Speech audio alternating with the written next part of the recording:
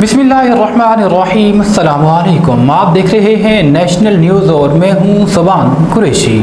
दालबंदीन से हमारे नुमाइंदे अली अहमद कमाल की खबर शामिल करते हैं। संजरानी हाउस कली सरदार हाशिम खान जमीयत उलमा इस्लाम के ज़िला नाज़िम अमूमी व कबायली शख्सियत सरदार नजीब संजरानी ने अपनी रिहाइशगाह वाक़ संजरानी हाउस कली सरदार हाशिम खान संजरानी दालबंदीन में साबिका chairman senate of Pakistan MPH आगी हाजी मोहम्मद सादिक संजरानी के एजाज़ में पुरतकल्लुफ़ ज़ोहराने का अहतमाम किया गया, जिसमें साबिका सूबाई मशीर Mir Ejaz Khan Sanjrani, chief of Chagai Sardar Hakim Ali Khan Sanjrani, district chairman Mir Abdul Wadood Khan Sanjrani, Jamiat Ulema Islam के ज़िला